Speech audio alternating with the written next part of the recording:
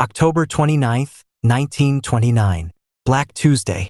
The stock market plummets, wiping out fortunes overnight. September 15th, 2008. Lehman Brothers collapses, triggering a global financial meltdown. March 2020. The fastest market crash in history unfolds as a pandemic grips the world. These moments didn't just shake Wall Street, they changed lives, reshaped economies, and left lessons that echo through time. If you're a U.S. investor, these crashes aren't just history, they're warnings. They're guideposts.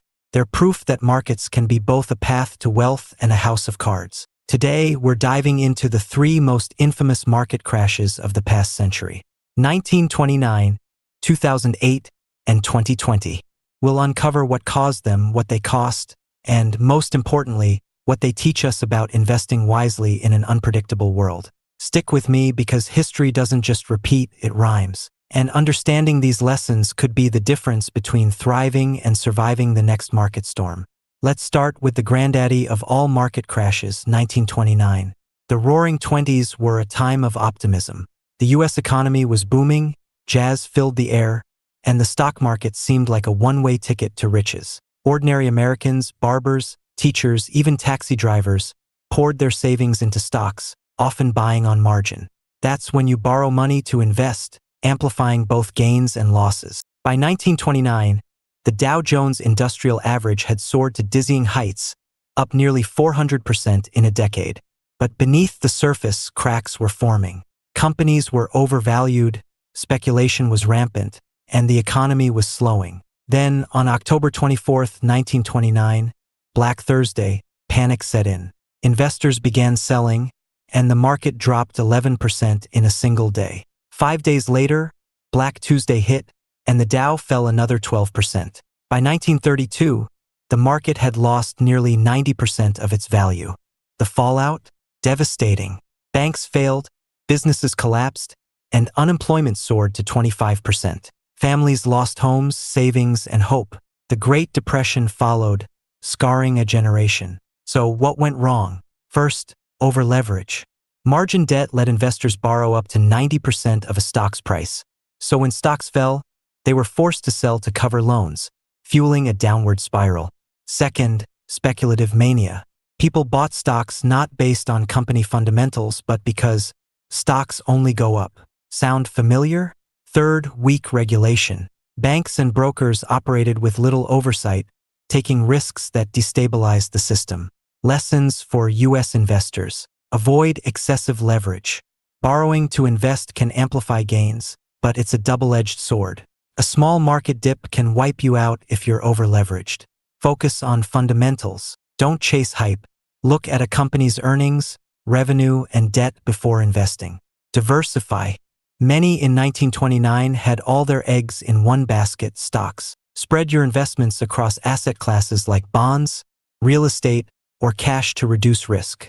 Regulation matters. The 1929 crash led to the creation of the SEC and laws like the Glass-Steagall Act to protect investors. Know the rules that govern your investments. The 1929 crash taught us that markets aren't invincible, but it also showed resilience. Reforms strengthened the system, and the market eventually recovered. Let's fast forward to a more modern crisis, one that hit closer to home for many of us. September 2008, a 158-year-old Wall Street giant filed for bankruptcy.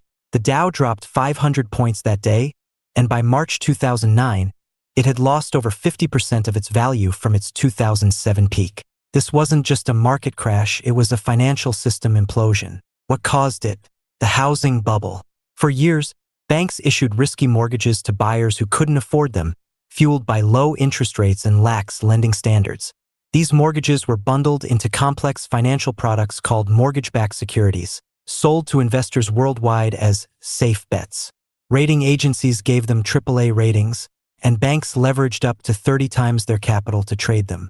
When homeowners started defaulting, the house of cards collapsed. Lehman's failure was the tipping point, freezing credit markets and sparking panic. The U.S. government stepped in with a $700 billion bailout to save banks and stabilize the economy, but the damage was done. Unemployment hit 10%, millions lost homes, and retirement accounts were decimated. The 2008 crisis exposed flaws in the system and human nature. Greed drove banks to take reckless risks. Blind trust in experts, like rating agencies, led investors to buy toxic assets. And a lack of transparency in complex financial instruments hid the dangers until it was too late. Lessons for U.S. investors. Don't trust blindly. Do your own research. If an investment sounds too good to be true, like a safe bond yielding 10%, it probably is. Understand what you're buying. Complex products like derivatives can hide risks. Stick to investments you can explain in simple terms. Liquidity matters. In 2008, markets froze because banks couldn't sell assets to raise cash. Keep some liquid assets like cash or treasury bonds to weather storms. Stay calm. Panic selling in 2008 locked in losses for many. Those who held on or bought at the bottom saw the market recover by 2013. The 2008 crisis also showed the power of government intervention. The Federal Reserve slashed rates and pumped money into the system, proving that central banks can be a backstop, but not a cure-all. The recovery from 2008 was slow, but it happened. By 2013, the Dow hit new highs. Investors who stayed disciplined came out stronger. But just when we thought we'd seen it all, 2020 threw us a curveball unlike anything in history. March 2020. The world shut down. A novel coronavirus swept the globe, and fear gripped markets. In just 33 days, the S&P 500 dropped 34%, the fastest crash on record. Restaurants closed, airlines grounded, and unemployment spiked to 14.7%. For U.S. investors, it felt like the end of the world. Unlike 1929 or 2008, this crash wasn't caused by financial excess but by an external shock, a global pandemic. Lockdowns halted economic activity, and uncertainty about the virus's impact sent stocks into freefall.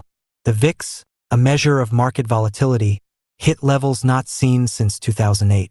But then, something remarkable happened. By August 2020, the S&P 500 was back to its pre-crash highs. Why? Unprecedented government action. The Federal Reserve cut rates to near zero and launched massive bond buying programs. Congress passed the $2.2 trillion CARES Act, sending stimulus checks to Americans and loans to businesses. Tech giants like Apple and Amazon soared as the world went digital, lifting the broader market. The 2020 crash was a stress test for investors. It showed how fast markets can fall and recover when external shocks hit. But it also highlighted new risks, like over-reliance on a few tech stocks and the distorting effects of massive stimulus. Lessons for U.S. investors. Expect the unexpected. Black swan events, like pandemics, can't be predicted, but they happen. Build a portfolio that can withstand shocks. Cash is king in a crisis. Having cash reserves lets you buy when others are selling. In March 2020, investors who bought at the bottom reaped huge gains. Tech isn't a cure-all. The 2020 recovery was driven by a handful of tech stocks, but overconcentration in one sector is risky. Diversify across industries. Government matters, but don't rely on it. Stimulus propped up markets, but it also fueled inflation, which hit 9.1% by 2022, eroding purchasing power. 3 crashes, 3 eras, 1 truth. Markets are cyclical. They rise, they fall, and they rise again. But each crash leaves scars and lessons. Let's tie it all together with timeless principles for U.S. investors. 1. Risk management is non-negotiable.